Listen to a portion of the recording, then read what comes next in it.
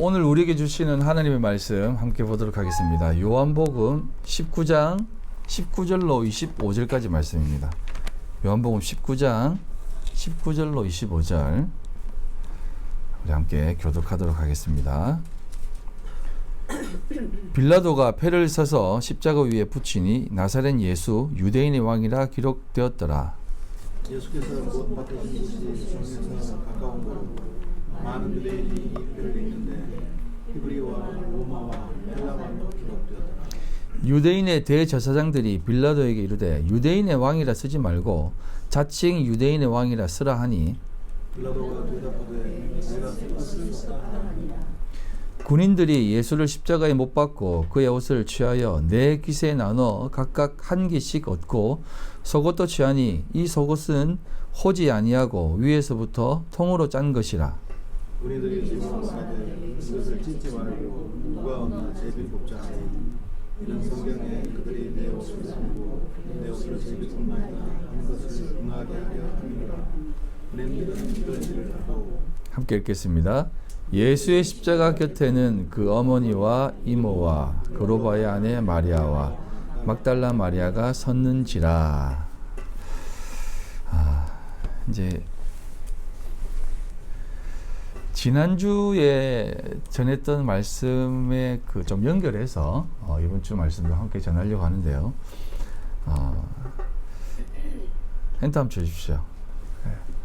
오늘 전할 내용이 조금 생각을 하며 들으셔야 돼요. 왜냐하면 십자가의 명패에 쓰인 글씨가 무엇을 상징하는지, 그리고 예수님의 겉옷과 속옷을 나눈 의미가 무엇인지, 왜 이 내용이 성경에 기록되어졌고 이 행위가 왜 이제 하나님의 말씀의 뜻에 응하게 하려 한다라고 하는 그 어떤 모습, 이런 것들이 무엇을 담고 있는지 좀 깊이 있게 좀 상고해 보려고 합니다. 오늘도 쉽지 않으니까 잘 따라오시기 바랍니다. 우리가 어렸을 때 각 가정 집 입구에 문패라는 것이 붙어 있었습니다. 누구누구네 집이라고 적어 놓는 그런 집이죠. 지금은 이런 문화가 다 사라졌습니다. 저희 집도 옛날에 한자로 손, 대자, 근자 이래가지고 그게 딱 붙어 있었던 기억이 납니다. 그러면 그 집은 그분이 사는 집이라는 것을 알고 또 누가 사는지를 알게 되므로 일이 있거나 전해야 할 때 그 집에 가봐라, 또 혹은 그분이 사신다라고 하면서 찾아가고 또 문패를 확인하고 또 전할 것은 전하고 받을 것은 받는 그런 용도로 이렇게 사용되어졌어요. 그리고 때때로는 그 문패를 보고 야, 이 집은 이분이 사는 곳이야. 그분 정말 엄하신 분인데 라고 하면서 또 얘기도 하고, 이분이 이 집에 살고 계셔 하면서 그 집에 또 그 집안의 어떤 내역을 또 이렇게 가늠하기도 하기도 했습니다. 그런 것처럼 이 문패라는 것은 그 집의 일종의 그 입구를 가장 먼저 지킨다라고 표현해야 될까요? 나타내는 하나의 문구입니다. 그래서 그 집의 문패는 꼭 그 이름이 적혀 있어요. 그런데 이제 이 예수님께서 그 십자가에 돌아가실 그 당시에 사실은 그 십자가에 돌아가는 그 사람을 위에 이렇게 명패를 달았다고 하는데 그렇게 크게 명패를 달지는 않았습니다. 왜냐하면 죽을 죄인한테 굳이 명패를 달 필요는 없거든요.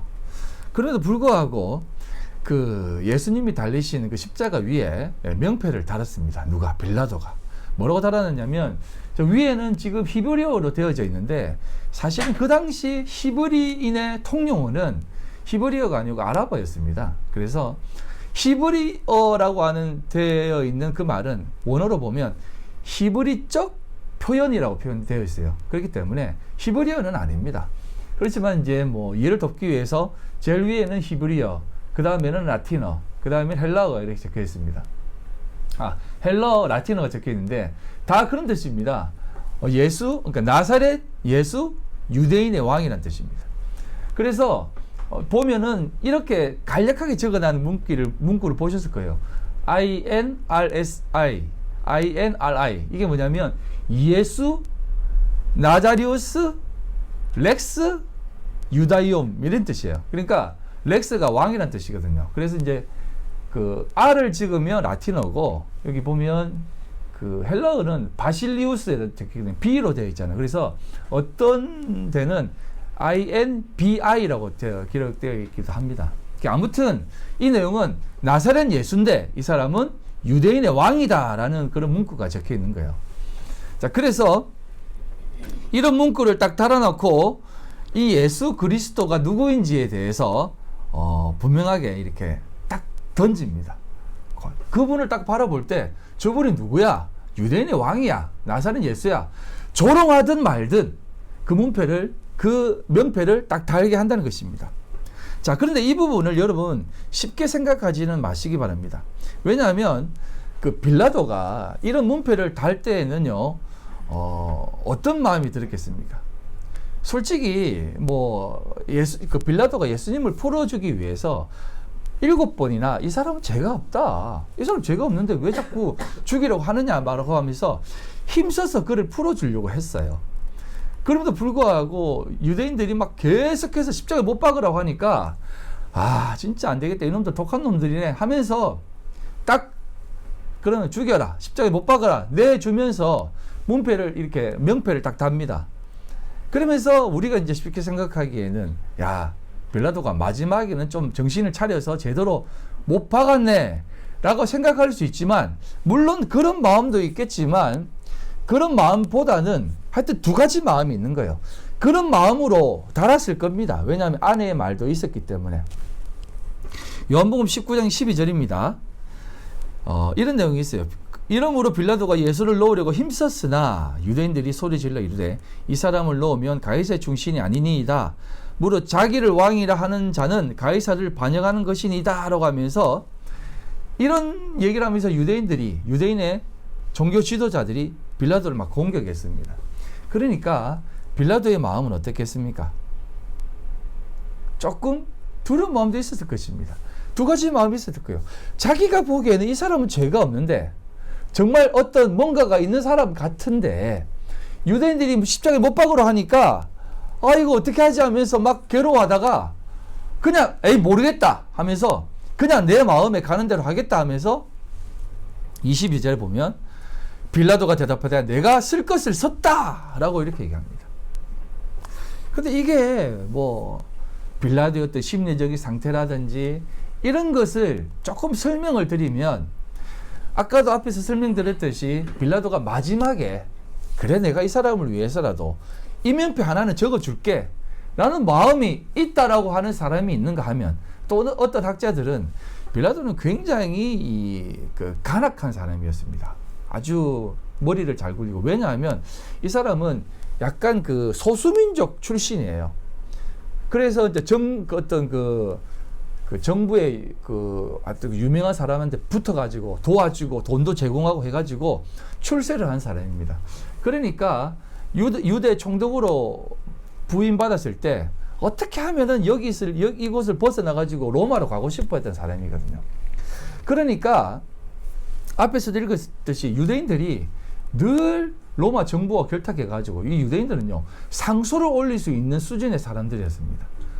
이 사람들은 사실 좀 특별한 민족들이었어요.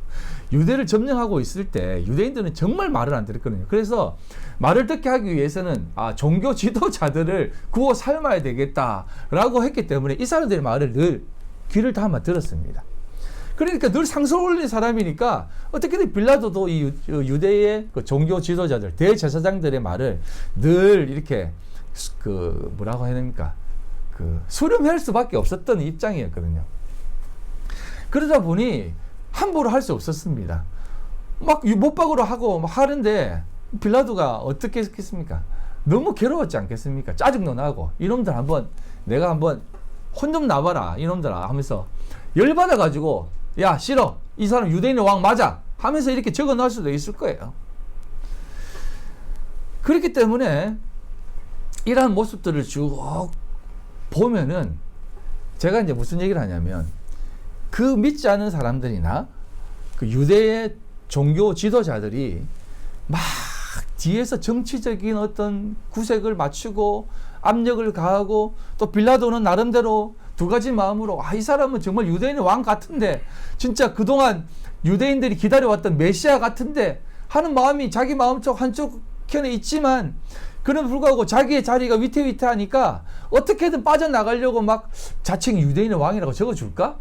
이들이 요구하는 대로 해줄까? 하다가 그것보다는 모르겠다, 이놈들 연맥이야 되겠다 하면서 유대인의 왕이라고 할 수도 있고, 이런 것들이 막 암투와 막 이런 게 일어나고 있습니다. 이런 것이 막 일어나고 있어요. 지금 이 시대에도 계속해서 그런 것들이 일어나고 있어요. 정치인들은 교회 와가지고 인사하고, 그러면은 좀 앞에 있는 사람들은 또 그분들이 오셨다고, 우리 교회 저분들이 올만한 교회인가 하면서 막 다들 좋아하고, 그런데 이런 것들이 세상에서 막 일어나고 있습니다. 그런데 이런 일어나는 상황 가운데에서 복음은요, 꼿꼿이 올곧이 이런 모든 역사들이 아무리 막 요동치더라도 하나님의 말씀과 그 복음은 꼿꼿이 그 십자가의 명패에 이 사람은 나사렛 예수 유대인의 왕이다라는 것이 딱 기록되어지고, 그리고 그 모든 상황 가운데에서 그냥 그 모든 상황 가운데서도 십자가에 오롯이 딱 세워지는 것입니다. 우리 이 성도들이 이 땅을 살아가는 데 있어서 정말 진짜 어떤 간판을 달고 어떤 모습으로 막 세상에 나가고 막 그렇게 해도 정말 여러분들이 자랑하고 정말 여러분의 가슴과 여러분의 머리와 모든 상황 가운데 딱 달아야 될 그 명패는 그리스도인, 나는 예수 그리스도로 되어진 사람이다라는 것을 딱 달고 그 앞에 써야 되는 것입니다. 물론 여러분들도 이 세상 가운데 동일하게 살아갈 거예요. 그 사람들의 어떤 모습 속에서 웃고 울고 또 힘들고 또 행복했다가 그런 소액행, 소확행, 대확행 모든 그런 상황 속에서도 여러분들이 가장 붙잡고 세워져야 될 것은 그리스도인 예수 그리스도의 그 십자가만을 붙드는 그 모습, 그 복음이 전해지는 그 모습이 여러분들 안에 나타내져야 된다는 것입니다. 근데 이게 미미하다는 것입니다. 한번 생각해 보세요. 그 당시를 예수 한 명 딱 세워놓고 유대인들, 대제사장들, 그 다음에 그 정치인들이 막 하고 있는데 누구 하나 신경 쓰는 사람이 있습니까? 그 사람, 그 죽어가는 그 예수를 누구 하나 신경 쓰고 있어요? 그건 다음 주에 제가 부연 설명드리겠지만, 오늘 마지막 읽은 그 마지막 절에 어떤 사람들의 이름만 등장합니까? 다 마리아. 누구의 마리아? 마리아만 등장합니다. 마리아가 무슨 뜻인지 아시죠? 마리아가 마라의 쓴물 기억나시죠? 가뭄, 메마름, 쓴물이란 뜻입니다. 그 여자들이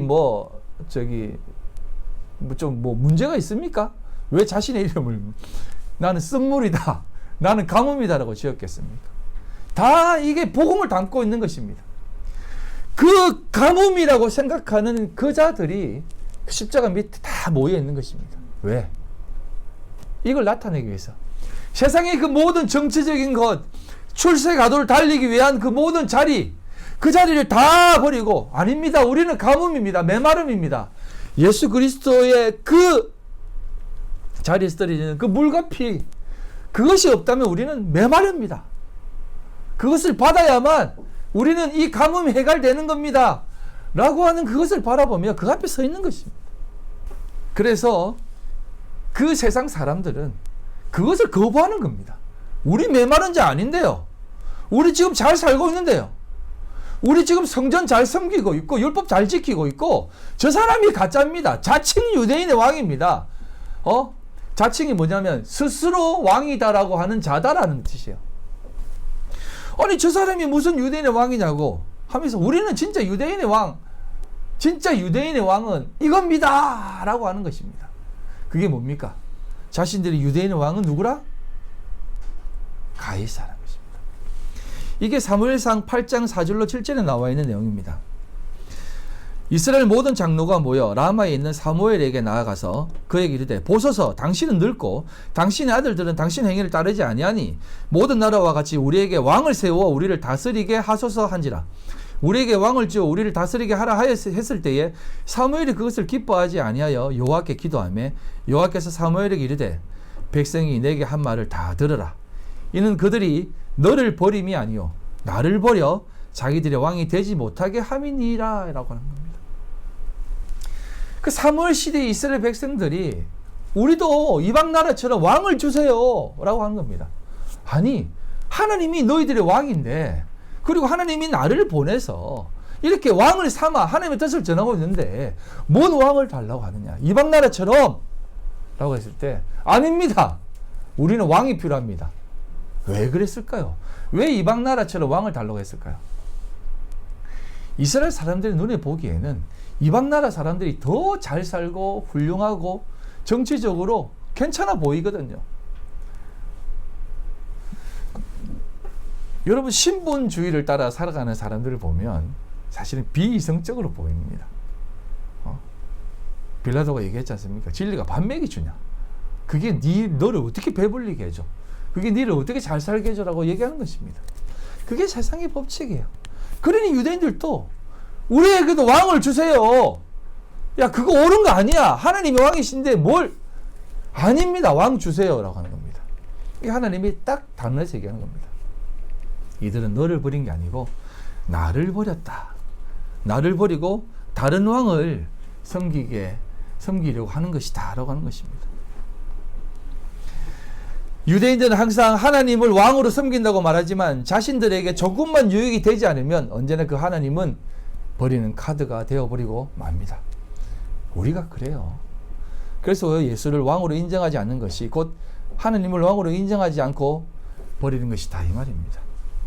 그런 모든 상황 속에서 역사는 돌아가고 흐르는 듯 보이지만 그럼에도 불구하고 예수는 유대인의 왕, 나사렛 예수 유대인의 왕으로 올곧게 꼿꼿이 서 계시다는 것입니다. 내가 쓸 것을 섰다라고 얘기하는 것입니다. 그리고 그 다음에 일어나는 일이 무엇입니까? 요한복음 23장 내용과 같이 이 다른 복음서에도 이런 일들이 일어나는데요. 먼저 마태복음 27장을 좀 보겠습니다. 좀 내용이 좀 긴데 한번 눈으로 쭉 보시면 이제 하나는 좌편에 하나는 우편에 이렇게 못 박힙니다. 그리고 막 지나가는 사람들이 머리를 흔들면서 저게 무슨 유대인의 왕이냐 하면서 막 절레절레 아유 그러니까 막 한번 생각해 보세요. 예수를 바라보면서 뭐야 저거 하면서 막 이럴 때 그 예수의 마음은 어떻겠습니까? 그러니까 이게 이제 그런 상황을 좀 생각하면서 보시기 바랍니다. 하나는 우편에 좌편에 이래 있으면서 뭐 네가 뭐 구원자냐? 하나님의 아들이라며 내려와 봐라. 한번 내려와봐. 우리 구원할 수 있다며 한번 내려와봐 하면서 막 조롱하는 것입니다. 그러면서 이렇게 얘기합니다. 맨 마지막 절. 함께 십자가에 못 박힌 강도들도 이같이 욕하더라라고 합니다. 이 한번 그림을 보시면 이 보세요. 다 죽어가고 있습니다. 십자가에 못 박혀가지고. 얼마나 아프겠어요. 그런데 이런 상황에서 제 같으면 차 아파가지고 뭐 건드리지 마세요.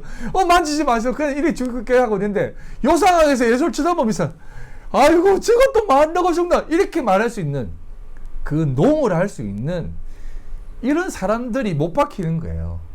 이게 뒤에 좀 설명드리겠지만 이런 막 욕하고 있고요. 그 다음에 이제 요한복음 19장 23절에 그런 상황 가운데서 군인들이 예수를 십자가에 못 박고 그의 옷을 취하여 네 깃을 나눠 각각 한 깃씩 얻고 속옷도 취하니 이 옷은 호지 아니하고 위에서부터 통으로 짠 것이다 라고 하면서 이 십자가에 못 박혔을 때 옆에서는 조롱하고 밑에서는 예수의 옷을 막 나누고 있는 이런 상황들 한번 생각해 보십시오.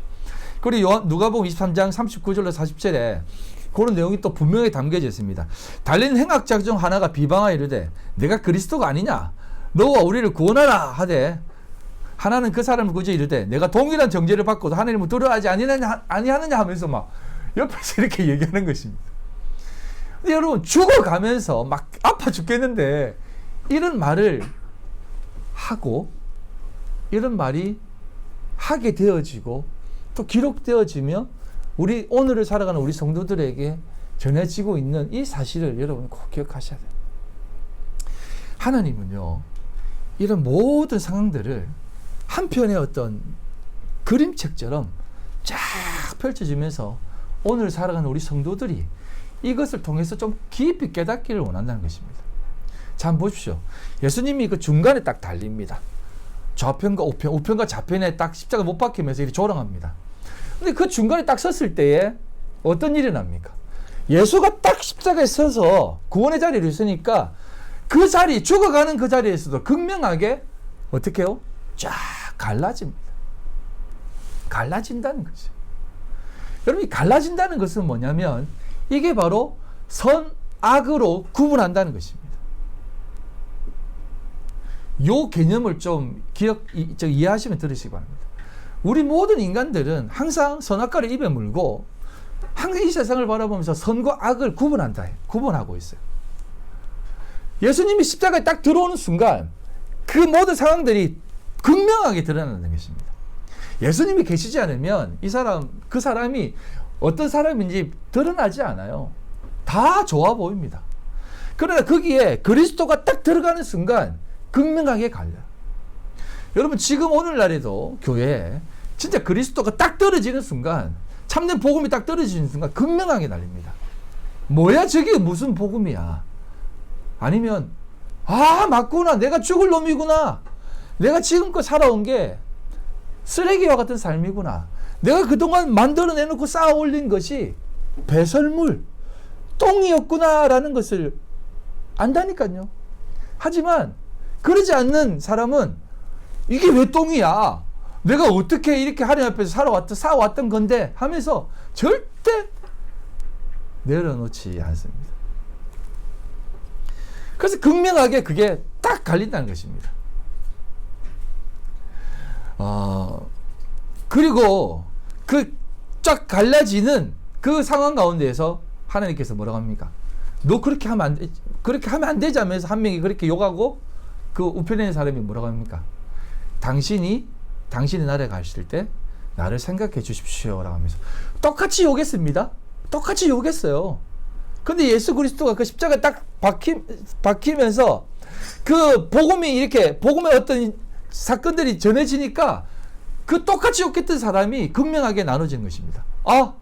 내가 욕하면 안 되는구나, 저 사람을 붙잡아야 되겠다 라고 하는 그 사실과 여전히 뭐야 네가 진짜 하나님 아들이야, 너도 내려가게 하고 니도 내려가봐 라고 하면서 극명하게 갈린다는 것입니다.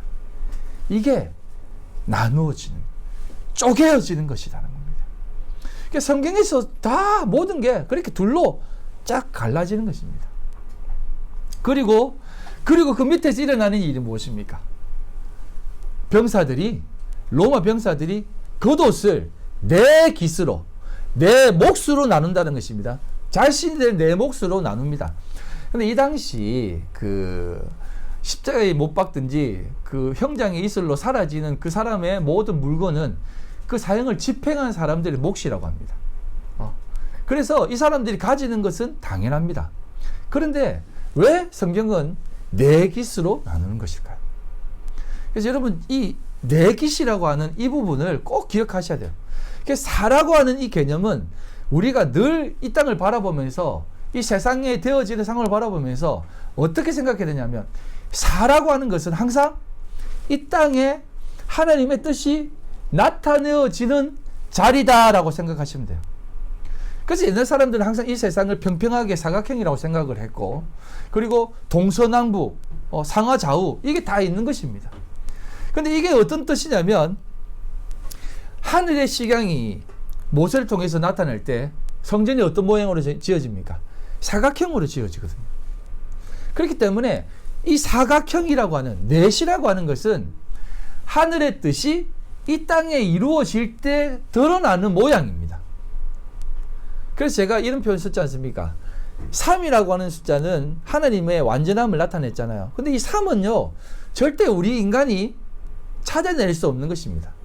그래서 모든 종교에 항상 삼각형이 드러나고 모든 사람들이 삼각형으로 이렇게 지어요. 근데 그 삼각형이 무엇을 뜻하는지는 압니다. 신을 뜻하는 것이고 신을 향해 나아가는 것인 줄 아는데, 나아가는 것까지는 아는데 절대 도달하지 못해요. 왜? 이게 3으로 맞춰지면 안 됩니다. 우리도 마찬가지예요. 이 3이라고 하는 숫자에 벌어져서 요 위에 사가 딱 되어졌을 때, 사각형으로 되어졌을 때 이 땅에 딱 떨어지는 겁니다. 어떻게? 성전으로, 하나님이 임하는 장소로, 우리가 성전으로, 하나님이 임하는 장소로. 그래서 우리가 살아가면서 하나님의 나라가 무엇인지, 하나님이 어떤 분이신지를 이 땅에 현현으로 보여주는 것이에요. 이해되시죠? 그래서 하늘의 뜻이 땅에서도 이루어진다라고 하는 개념이 이렇게 사로 이루어지는 겁니다. 그런데 이게 이제 여러분 로마 병사도 우리예요. 이게 사각형으로 딱 주어졌는데 첫 번째 겉옷은 다 나누어 찢어 발깁니다. 자기들이 가져버립니다. 어떻게 먹는다고요? 하나님의 뜻이 이루어져야 되는 그것을 자기들의 몫을 취하면서 율법으로. 여러분 유대인들이 어떻게 했습니까? 우리 신앙 지금 어떻습니까? 우리가 지금 신앙생활 하면서 항상 어떤 모습으로 신앙생활해요? 뭐 저는 사실은 그런 모습이 없어서 여러분들이 그렇게 하지 않지만, 조금만 규모 있는 교회에 가면 성도들이 늘 신앙생활 할 때 항상 신앙생활 하면서 하나님 앞에 잘 보이는 것은 물론 잘 보이려고 하는 거죠. 근데 대부분 그 목사들에게 그렇게 잘 보이려고 그래요. 예? 근데 이게 신앙생활 하는 사람들은 대부분 다 그렇게 가져요. 왜? 목사님한테 잘 보이면 좋은 게 많거든요. 여러분들 좀 저한테 좀 잘 보이세요. 근데 이렇게 여러분들 전혀 저한테 잘 보이려고 하시지 않는 것 같아요. 근데 그게 좋은 겁니다. 네. 여러분, 근데 이게 그래서 여러분 이 신앙생활 하는 게 자신의 몫으로 막 다 취해버린 겁니다. 그러니까 하나님이 이렇게 하면 목사님이 저를 위해서 더 기도해 주시겠지. 그래서 목사를 다 샤먼으로 보는 거예요. 샤먼. 예? 하나님의 직통계시를 받아가지고 이렇게 막 복을 부어주는 사람으로. 그러니까 목사님한테 머리 그렇게 들이밀고 막 그러잖아요. 그러니까 막 샤먼이 뭐냐, 우리나라 말로 무당입니다. 무당. 좀 무당이라니까 조금 너무 속된 표현이라서 그래서 샤먼이라 할게요. 그런데 그런 신앙들이 이 지금 로마 병사와 같은 모습이라는 것입니다. 자신의 몫을 다 취해버린 것입니다. 그런데 그렇게 취해서 찢어발겼지만 속옷이 있습니다. 그게 두 번째 옷입니다. 그 첫 번째 율법은 그렇게 표현되어지는 겁니다. 자신의 신앙과 자신의 신념을 드러내기 위해 사용되어지는 율법. 그게 겉옷입니다. 그러나 두 번째 속옷은 절대 찢어 나누지 않습니다. 그리고 그것을 제비 뽑아 나눕니다. 요거 뒤에서 나중에 한번 보겠지만 이게 그 다윗이 시편 22편에 나와 있는 내용인데요. 그건 뒤에서 보겠습니다. 그렇게 제비 뽑아가지고 그 옷이 취해집니다. 여러분 성경에 나와 있는 겉옷, 속옷 똑같은 개념이에요. 겉옷, 속옷은 늘 혼용되어 사용합니다.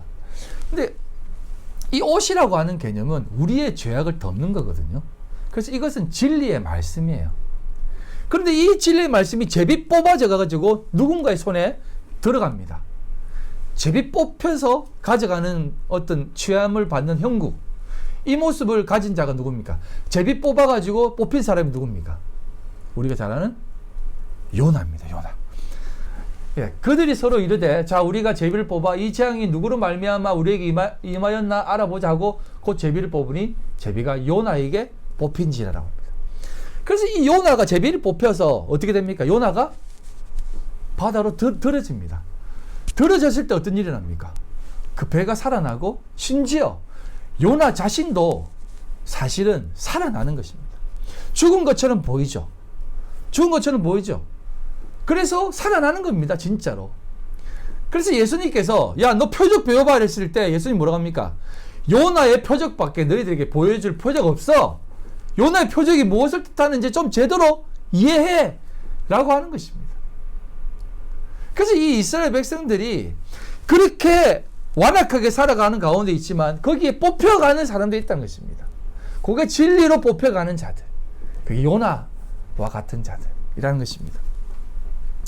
그래서 그러한 모든 모습들로 살아가는 사람들이 참된 성도들임에도 불구하고 유대인들과 이 사람들은 여전히 성전을 사랑하고 성전을 건축해 나려고 하는 것입니다. 그런데 그 성전이 어떤 성전입니까? 아까 그 창세기 한번 보세요. 바벨탑 사건. 요게 보면, 자, 한번 이 내용을 자세히 보시면, 창세기 11장 4절입니다. 또 말하되, 자, 성읍과 탑을 건설해요. 우리가 이제 바벨탑이라고 해가지고 그냥 쭉 탑을 위로 쭉 올린다고 생각하는데, 이 성읍과 탑이라고 하는 것은 고대 시대에 탑을 쌓는 것은 예를 들어서 이게 수평보다 수직이 높은 것은 다 종교적 의식을 행했던 자리입니다. 그래서 수직으로 쌓은 것은 다 종교적 의식이 있었다니까요. 이게 다 성전을 쌓는 거예요. 성전을 쌓는 거. 그래서 자, 이제는 우리 흩어짐 면하지 말고 좀 하나님 앞에 좀 자신의 우리들의 성전 딱 만들어가지고 하나님을 감동시키자 라고 하는 모습으로 쌓는 것이에요. 홍수를 일으킨 그 하나님, 두려운 하나님. 그래서 제가 여호와 신앙으로 신앙을 시행하려면 다 죽는다고 했잖아요. 그렇게 이 바벨탑을 쌓아 올리는 것입니다. 이때 쌓아 올려서 그 하나님에게 다 올리자는 그 신이 누구겠습니까? 하나님이었어요. 구약의 하나님, 그 홍수를 일으킨 하나님. 그 사람밖에 모르잖아요. 그분밖에 우르르캉캉 쉑쉑쉑 하는 그 이방신이겠습니까? 아니거든요. 그런데 그걸 하나님이 보시고 이놈들 그렇게 하면 안 되지 하면서 다 흩어버리신 것이에요. 근데 그 흩어지는 모습이 어떤 모습으로 흩어지느냐? 이게 다 찢어 발기는 모습으로 흩어지는 것입니다. 겉옷을 벗기고 속옷을 벗기며 다 찢어 발기는 것이에요. 여러분, 우리가 이제 십자가 형상을 보면 요 중요 부위는 가려져 있잖아요. 사실은 그 당시 십자가 형태를 받게 있는 사람은 싹 다 벗깁니다. 옷 하나도 입히지 않아요. 벌거벗겨서 올립니다. 완전히 부끄러운 수치거든요. 그런데 여러분, 우리가 십자가의 그 자리는 가장 어떤 자리라고 성경에서 배웠습니까? 가장 영광스러운 자리라고 하잖아요. 그 예수 그리스도가 벌거벗겨 십자가 달리는 그 자리가 가장 영광스러운 자리라고 하잖아요. 그래서 우리는 십자가 영광 막 그러는데 사실은 이것도 모르고 하는 얘기입니다. 다 찢어 발기는 자리가 하나님 앞에서는 영광의 자리라는 거죠. 그게 어떤 모습이냐면 창세기 2장에 나와 있는 모습이에요. 아담과 그의 아내 두 사람이 벌거벗었으나 부끄러워하지 아니했던 것입니다. 아담과 하와가 벌거벗었어요. 그럼에도 불구하고 하나도 부끄러워하지 않았습니다. 왜? 왜 안 부끄럽습니까? 하나님의 영광이 그를 덮었기 때문에. 하나님의 영광이 그를 덮었기 때문에 하나도 부끄럽지 않았습니다. 왜? 나는 하나님의 영광이 있는데 내가 겉으로 취한 게 뭐가 부끄러워? 근데 언제 부끄러집니까? 선악과를 딱 먹는 순간 내가 왜 벗었지? 하면서 나무에 숨고 서로 부끄러워서 숨는 것입니다. 그러면서 기껏 하는 게 뭡니까? 나뭇잎으로 갈았다는데 이게 나뭇잎이 아니에요. 원어로 보면 끈을 해서 묶었다는 겁니다. 여러분, 끈을 해서 묶은 것은 지금도 이제 아프리카에 가면 토속 민족 중에 끈 하나를 이렇게 딱 T자로 묶어놓고 우리 가렸다라고 하는 민족들이 있거든요. 가린 것처럼 보이지 않는데 가렸다고 합니다. 그런 거예요, 그런 거. 그래서 이 끈이라고 하는 것이 진리를 얘기하는 겁니다. 그러니까 자신들의 선악을 알게 하는 그 지식으로 이거 가리면 우리 가린 거야 라고 하는 거예요. 그러니까 지금도 수많은 사람들이 이 겉을 다 그렇게 치장하며 사는 겁니다. 이렇게 하면 나의 수치가 가리워지겠지 라고 하며 사는 것이에요. 아무튼 그런 우리들의 그 모습을 하나님은 다 찢어 발긴다는 것입니다. 찢어 발겨서 다 벗게 하시고 하나님의 영광이 무엇인지를 보여주며 하나님이 그렇게 딱 픽 해주는 겁니다. 그 자리가 요나의 자리이고 그 자리가 우리가 가야 될 자리다 이 말입니다. 그러면서 하나님의 거룩한 옷을 입혀주신다는 것이에요. 선악을 알게 하는 나무를 먹는 순간 그들은 내가 벗었구나, 우리 이래 살면 안 되지 라고 하며 인류의 역사를 만들어냅니다. 그것도 다 우리 하나님이 우리에게 깨닫게 하시기 위한 자리입니다. 그렇게 함으로 해서 우리가 이것으로 수치를 가릴 수 없구나라는 것을 깨닫게 하기 위해서 지금도 그렇게 살게 하시는 거예요. 그래서 겉옷을 그렇게 찢어 발기고 속옷은 뽑아서 누군가가 가져가 버린다는 것입니다.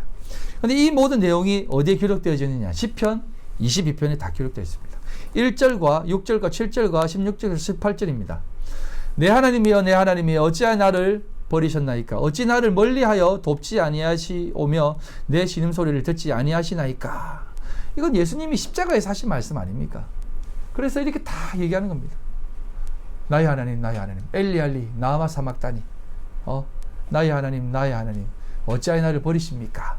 라고 하며 예수님이 얘기하시는 겁니다. 이게 우리의 모든 모습들이 찢어 발기는 것입니다. 여러분, 하나님과 예수님은 떨어질 수 없는 사람입니다. 분입니다. 그럼에도 불구하고 이렇게 하시는 것은 우리가 그렇게 그 찢어 발기는 자리로 가게 하신다는 것입니다. 이 다윗이 경험을 하는 것이에요. 다윗이. 그러면 여러분, 모든 하나님의 대표적인 왕으로 있는 그 다윗이 이 경험을 했다면 우리가 하나님의 나라를 사는 하나님의 나라, 하나님의 왕자, 거룩한 나라의 택한 백성이고 왕같은 제사장이라고 한다면 우리의 이 삶이 요구되어진다는 것입니다. 그래서 우리가 그 자리에 자꾸 그렇게 밀려 내려간다는 것이요. 나는 벌레요 사람이 아니라 사람의 비방거리요 백성의 조롱거리니이다. 나를 보는 자는 다 나를 비웃으며 입술을 삐죽이고 머리를 흔들며 말하되 그가 여호와께 어떡하니 구원하실 걸 그가 그를 기뻐하시니 건지실 걸 하나이다 라고 하는 겁니다. 이게 십자가 밑에서 조롱하고 옆에서 조롱하는 모습 아닙니까? 개들 나를 에워쌌으며 악한 무리가 나를 둘러 내 수족을 찔렀나이다 라고 합니다. 내 수족을 찔렀다는 게 예수 그리스도가 창에 찔리는 것입니다. 근데 여러분, 보통 유대인들은요, 창으로 사람을 찔러 죽이지 않습니다. 이 다윗이 이 표현을 한 것은 이건 예수 그리스도의 죽으심을 얘기하는 거거든요. 유대인들은 돌을 쳐서 죽을 만한 자들 근처에 가지도 않습니다. 왜? 같이 오염되니까. 돌로 쳐서 죽였습니다. 부정하다! 부정하다 하면서. 그럼에도 불구하고 이 다윗은 이 경험을 자신이 얘기하는 것입니다. 우리가 그렇게 세상을 통해 찔림을 받는다 이것입니다. 근데 그 찔리는 자리에 물과 피, 구원의 상징과 진리의 상징이 흘러난다는 것입니다. 내가 내 모든 뼈를 셀 수 있나이다. 그들이 나를 주목하고 보고 내 것을 나누며 내 속옷을 제비 뽑나이다 라고 하면서 우리의 삶에 그런 삶이 다 담길 것을 다윗은 예표하고 또 가르쳐 준다는 것입니다. 그래서 우리는요, 진짜 여러분, 예수님이 첫 번째 성전으로 오셔가지고 말씀으로 오시잖아요. 오셔서 둘째 성전으로 우리에게 나타나시잖아요. 첫째 성전으로 죽으시고 부활의 모습으로 오시잖아요.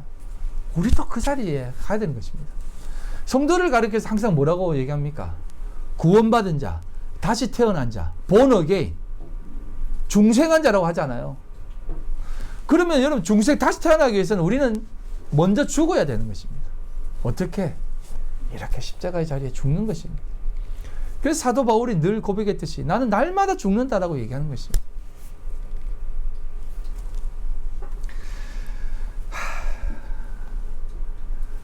그래서 예수님께서는 우리에게 겉옷을 찢게 하시고 나누고 속옷을 취하게 하는 그 자리로 가게 하시는 것입니다. 우리가 그 속옷을 취해야 돼요. 아시겠습니까? 자, 말씀을 정리하겠습니다. 우리는 이 세상의 것들을 다 비워야 하는 자기 비움의 자리로 가야 합니다. 그게 하나님 나라의 백성의 모습입니다. 왜 예수님이 천국은 이런 아이들의 것이다라고 말씀하셨겠습니까? 오늘 이병희 집사님이 이 말씀을 딱 뽑아가지고 제가 정말 또 하나님이 이렇게 또 가르쳐 주시는구나 라고 이렇게 느꼈는데, 왜 천국은 이 어린아이의 것이다, 이 어린아이와 같지 않으면 하나님 나라에 들어갈 수 없다, 결코 들어갈 수 없다라고 말씀하는지 아십니까? 어린아이의 특징은 두 가지가 있습니다. 그건 철저한 의존성, 부모가 없으면 절대 살 수 없는 의존성입니다. 그리고 두 번째가 뭐냐면 아무런 부끄러움이 없습니다. 어린아이가요, 예? 밖에서 뒹굴고 막 밭에서 뒹굴어도 부모가 왜 이렇게 더러워 라고 하지, 아이들은 더러운지 몰라요. 맞지, 민우가? 우리 밖에서 뒹굴어도 내가 하나도 안 더러운데 왜 더럽다고 하지? 그럽니다. 심지어 민우가 더 어렸을 때는 4살, 5살짜리는 빨가벗고 막 덜렁덜렁거리며 뛰어도 하나도 부끄럽지 않아요. 아이고 이놈아 부끄럽게 뭐 하는 거냐 해도 뭐가 부끄러운 거야? 하나도 부끄럽지 않은데. 왜? 그게 어린아이의 모습인 것입니다. 그런데도 불구하고 거기에 우리는 어떤 것을 더합니까? 그거 부끄러운 거야. 선악과 입에 물고. 그거 그러면 안 되는 거야. 라고 계속 가르쳐 버린다 이 말입니다. 물론 그렇게 해야 됩니다. 예의도 있어야 되니까. 이 세상을 살려면. 그런데 제가 이 세상을 바라보면서 늘 걱정되어지는 게 이런 것입니다. 늘 하는 사람들이 하는 얘기가 이런 얘기입니다. 빨라지고 있다. 여러분 우리 50대들은 다 알지 않습니까? 뭐 60대 70대 분들도 다 아시겠지만 와 진짜 옛날에는 안 그랬는데 옛날에 우리가 그런 게 어디 있었어? 뭐 중학교 때 뭐 이렇게 뭐 선행 같은 걸 했습니까? 초등학교 때 뭐 공부하라고 했습니까? 항상 건강하게만 자라다오. 아프지만 말아다오. 밥 좀 많이 먹지 말아라고 하든지.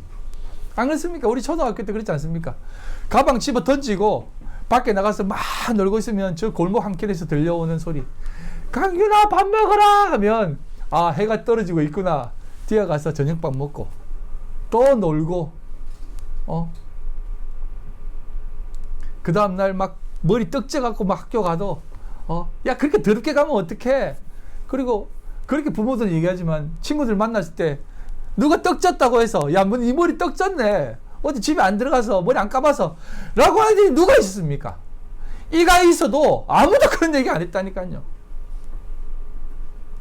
그런 불구하고 오늘날 이 세상 사람들은 그건 아니야. 심지어 유치원에서 이렇게 한다며요. 똑같은 옷을 입고 유치원을 등교하면 너 어제 집에 안 들어갔니? 이렇게 얘기한다는 거예요. 그리고 심지어 어떤 선생님은 이렇게 뒤에 까면서 너 명품 입었네? 이렇게 한다는 거예요. 아이들을. 네? 그러니까 아이들이 계속 뭐만 덕지덕지 입고 있다. 그 옷만 채워가고 있는 것입니다. 그게 찢어발 거죠. 하나님의 영광의 옷을 입어야 되는데 늘 겉옷으로만 치장하는 것입니다. 여러분 정말 우리가 무엇을 입혀야 되고 무엇을 입어야 되고 무엇으로 우리가 살아가야 되겠습니까? 그건 하나님의 영광, 하나님이 입히시는 그 의의 옷, 그것을 입고 나가야 된다 이 말입니다. 계시록 3장 17절 18절 말씀입니다. 내가 말하기를 나는 부자라 부요하여 부족한 것이 없다 하나 내 곤고한 것과 가련한 것과 가난한 것과 눈먼 것과 벌거벗은 것을 알지 못하는 도다. 교회들에게 하는 얘기예요. 우리 지금 부유합니다. 건강합니다. 잘 살고 있습니다. 우리 부유합니다 라고 하니까 하나님 뭐라고 하십니까? 야, 너 공고한 것과 가련한 것과 가난한 것과 눈먼 것과 벌거벗은 것을 진짜 벌거벗은 것을 왜 알지 못하느냐? 내가 너를 권하노니 내게서 불로 연다는 금을 사서 다 태워버리라는 것입니다. 금은요 진리, 금과 기름은 똑같은 개념입니다. 진리입니다. 부요하게 하고 참된 부요를 하게 하고 흰옷을 사서 입어 벌거벗은 수치를 보이지 않게 하고 안약을 사서 눈에 발라 보게 하라 하는 것입니다. 진짜 의의 옷을 진리의 말씀의 옷을 입으라는 것입니다. 여러분 에덴 동산을 잘 생각하십시오. 여러분 에덴 동산이 어떤 특정한 장소로 생각하지 마세요. 에덴 동산은 지금 이 세상이 에덴 동산입니다. 하나님이 이 세상을 만드시고 에덴 동산에 칭했어요. 그런데 거기에 쫓겨나면서 불이 두루 도는 화염검으로 막았습니다. 두루 도는 화염검이 뭐예요? 그게 진리의 말씀이에요. 그래서 쫓겨나는 겁니다. 진리의 말씀을 알지 못하면 그것으로 못 들어가요. 그런데 그것으로 들어가기 위해서는 어떻게 되어야 된다? 하나님의 말씀으로 다 불타야만 들어갈 수 있는 거예요. 불타야만. 아시겠습니까? 그래야만 에덴 동산 들어갈 수 있는 것이요. 거기 들어갈 수 있는 것은 다 불타 벌거벗어 져서 들어가는 것이에요. 그곳에. 그래서 에덴 동산에 나올 때 하나님이 복음으로 은혜로 가죽옷을 입혀주시는 겁니다. 지금 우리가 은혜의 시대를 살고 있다 하잖아요. 멸망의 시대가 아니라 우리를 지금 참고 있는 거예요. 옷으로 덮어주는 거예요. 하나님 때리지 마세요. 하나님 내가 좀 더 참게 해줄게. 이렇게 하고 계신 거예요. 내 이놈 잡고 싶은데 안 됩니다. 나를 잡으세요. 하고 있는 시간이에요. 그런데도 지금도 우리 성도들은 그걸 그렇게 깨닫지 못하고 있는 것입니다. 하나님 늘 우리를 향해 얼굴을 비추십니다. 거룩한 빛으로 비추십니다. 그럼에도 불구하고 우리는 자꾸 그거 보기 싫어하면서 이불을 덮고 쓰고 있지는 않습니까? 벗어버리십시오. 그리고 하나님이 주시는 그 거룩한 의의 옷을 입으십시오. 그게 바로 자기 부인이고 명패에 쓰인 글이 이 땅에 세워지는 모습이고, 그리고 그게 우리의 옷이 제비 뽑혀지고 참된 의의 옷으로 입혀지는 그 자리로 나가는 삶이라는 것을 꼭 기억하고, 오늘도 여러분의 삶이 하나님 앞에 하나씩 둘씩 새롭게 되어지고 새롭게 덧입혀지시기를 주님의 이름으로 간절히 소망합니다. 아멘. 하나님 아버지 감사합니다. 오늘도 우리의 자리가 어떤 자리임을 다시 한번 확인해 봅니다. 여전히 부족하고 또 연약하지만 하나님 우리를 꼭 붙잡고 계심을 믿습니다. 그 은혜 붙잡고 오늘도 우리의 참된 의의 옷을 구하고 찾고 두드리며 입기를 소망하는 우리 성도들 다 되게 하여 주시옵소서. 참된 자기 비움의 자리로 나가는 우리들의 삶이 되게 하여 주시옵소서. 오늘도 빈손 들고 나오지 않고 하나님 앞에 귀한 물질 드립니다. 하나님 기뻐 받아 주시옵소서. 이 물질 하나님 앞에 드려질 때에 30배, 60배, 100배의 결실이 있게 하여 주시고 드린 손길이에 하나님 만배로 갚아 주시옵소서. 하나님 기뻐 받아 주시옵소서. 지금은 우리 주 예수 그리스도의 그 크신 은혜와 아버지 하나님의 극진하신 사랑하심과 성령님의 교통인도 역사 충만하심이 오늘도 참된 자기 비움의 자리로 나아가기를 결심한 우리 모든 성도들 모래와 그들의 가정과 직장과 사업과 삶의 모든 터전 위에 지금으로부터 영원토록 함께 있을지어다. 아멘.